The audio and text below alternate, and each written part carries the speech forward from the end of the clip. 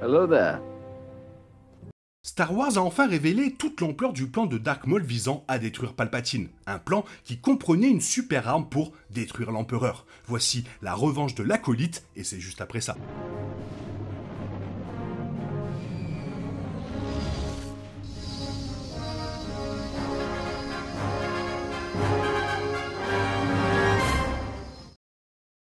Même George Lucas savait qu'il avait commis une erreur en tuant Dark Maul dans la menace fantôme. L'apprenti Sith avait une silhouette imposante et son design époustouflant a laissé les téléspectateurs sans voix. Il y avait un sens dans lequel le retour de Dark Maul dans The Clone Wars était inévitable compte tenu de la popularité du personnage. The Clone Wars a révélé que Dark Maul avait tenté de devenir une troisième puissance galactique pendant la guerre des clones, en créant le collectif des ombres pour rassembler les factions criminelles rivales. Ces plans furent cependant ruinés, en grande partie à cause d'Ahsoka Tano, qui a dirigé les forces de la République lors du siège de Mandalore, où Maul s'était basé.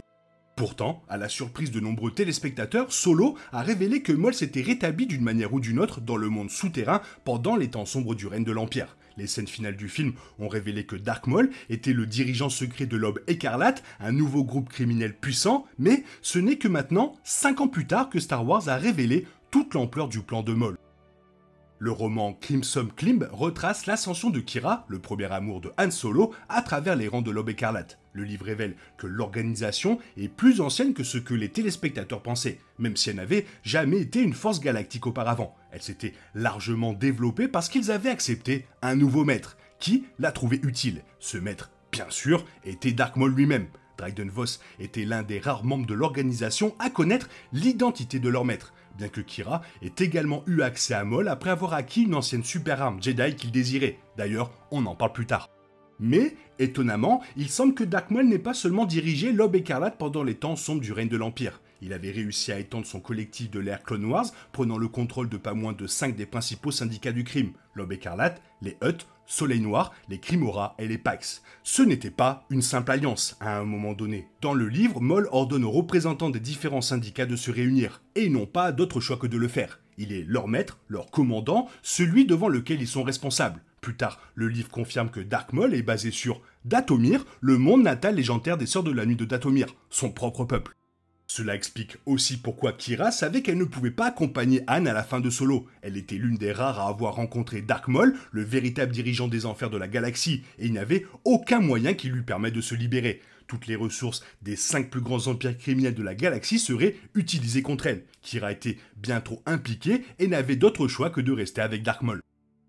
Alors, bien sûr, Dark Maul cherchait à se venger de Palpatine, qui, il le savait, l'avait abandonné lorsque son utilité avait pris fin. Contrairement à la Nouvelle République, l'Empire tolérait les divers syndicats criminels et formait même des alliances lâches avec eux. Palpatine savait qu'il augmenterait les souffrances à travers la galaxie et pensait que ceux qui contrôlaient le côté obscur de la Force en bénéficieraient. Il ne savait pas que les 5 principaux syndicats du crime étaient tous secrètement dirigés par Dark Maul, qui cherchait à s'imposer comme le plus grand rival de l'Empereur. D'autres, comme la propre mère de Maul, Mère Talzin, étaient tombés parce que Palpatine les connaissait, donc Maul a pris soin de cacher son existence à l'Empire. Pendant ce temps, Crimson Climb confirme que Maul a utilisé son propre vaste empire criminel pour rechercher des reliques Sith et Jedi sur le marché noir. Dans le même temps, il disposait d'un nombre infini d'agents remplaçables qu'il pouvait sentir chasser le trésor en son nom. Avec des ressources illimitées à sa disposition, il est raisonnable de supposer qu'il a acquis un trésor d'artefacts juste derrière celui accumulé par Palpatine lui-même. Son objectif, bien entendu, était de trouver des armes pouvant être utilisées contre l'Empereur. Ensuite, grâce aux différents syndicats, il serait suffisamment proche pour les utiliser contre les Sith. Cependant, quelque chose n'a clairement pas fonctionné avec le plan de Dark Maul. Sa chronologie depuis la fin de Solo n'est pas claire, car on le voit ensuite dans Star Wars Rebels, bloqué sur la planète Malachor. Il y a un sens dans lequel la mission de Maul là-bas s'inscrivait dans la continuité de son plan, car Malachor abritait une super arme destructrice qu'il espérait retourner contre les Sith. Mais il a noté qu'il ne dispose plus des ressources des 5 syndicats du crime. Même lorsqu'il quitte Malachor, il reste un opérateur indépendant qui peine à survivre. En fait, Crimson Climb raconte l'histoire de l'ascension de Qi'ra dans les rangs de l'Aube Écarlate, mais cela sert également à mettre en place une histoire encore plus intéressante, un récit de la façon dont Dark Maul a perdu le contrôle des syndicats, tombant de sa position de pouvoir. Kira elle-même prendrait le commandement de l'organisation et, comme le montre l'événement de bande dessinée Crimson Reign, elle se consacrerait à poursuivre la mission de Dark Maul. Elle est essentiellement devenue son apprenti, suivant le même modèle que son maître en essayant de se rapprocher suffisamment de l'Empire pour le détruire. Le problème fondamental est que Dark Maul et Kira n'ont pas réussi à comprendre le véritable pouvoir des Sith. Palpatine était le côté obscur personnifié, et plus les ténèbres devenaient fortes à travers la galaxie, plus il deviendrait puissant. Il ne pourrait jamais être vaincu par l'utilisation du côté obscur, mais uniquement par l'utilisation de la lumière. C'est pourquoi ce n'est pas Dark Maul qui a renversé Palpatine, mais plutôt Luke Skywalker. Malgré toute sa puissance, Maul n'a jamais été un véritable rival de l'Empereur. Il a été juste du poil à gratter.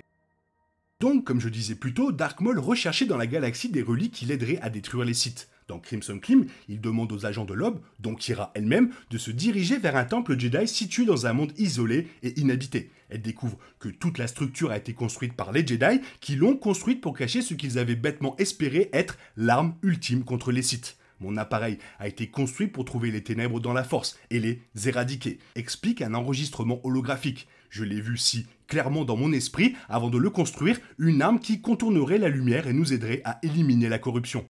Ce Jedi, sans nom, a installé son mystérieux appareil dans quelque chose qui ressemble beaucoup à un holocron. Mais il avait commis une simple erreur académique. Il avait oublié que chaque être a des ténèbres en lui. Lorsqu'il a tenu l'arme pour la première fois, celle-ci a commencé à le brûler, à le détruire. Et il s'est rendu compte trop tard que cet appareil détruirait toute vie. Je l'ai construit pour aider mes camarades Jedi à détruire les Sith, poursuit l'hologramme, et au lieu de cela, il nous a presque tous détruits. Les Jedi ont été trouvés sur les lignes de front de nombreuses guerres, mais ils ne sont pas censés être des soldats. La guerre requiert le désir de dominer, et cette impulsion agressive est étrangère au côté léger de la force. Même tenter de créer une arme ultime pour rechercher et détruire toutes les ténèbres est en soi une impulsion enracinée dans le côté obscur. Il était absolument impossible qu'une telle arme ne se retourne contre son créateur. Il y a une sombre ironie dans l'idée que quelque chose qui ressemble à un holocron Jedi, un appareil créé pour transmettre connaissance et sagesse, devienne une telle arme de destruction. Ce qui est intriguant, c'est que le maître Jedi a laissé entendre que cet appareil possédait la capacité de rechercher le côté obscur, le rendant si dangereux qu'il a choisi de le cacher sur un monde lointain, entouré de pièges mortels, dans un temple conçu pour tuer tout sensible à la force qui tentait de s'introduire à l'intérieur. Cela laisse peut-être entendre qu'il pensait que l'appareil incitait les gens à le toucher, à le partager, et qu'il devait être emmené dans un endroit où il devait être presque impossible à récupérer.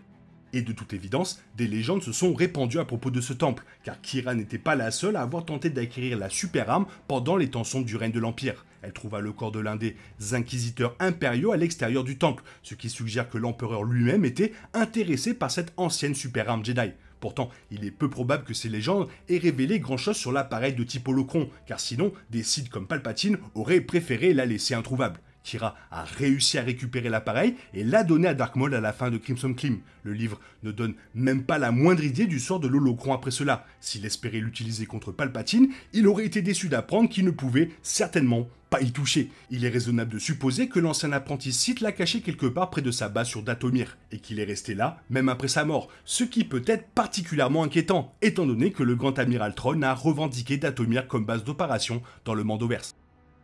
En fait, clairement, quand vous suivez tout l'univers Star Wars, ça veut dire les livres, les séries, les bouquins, etc., etc., en fait, vous vous rendez compte que tout est connecté.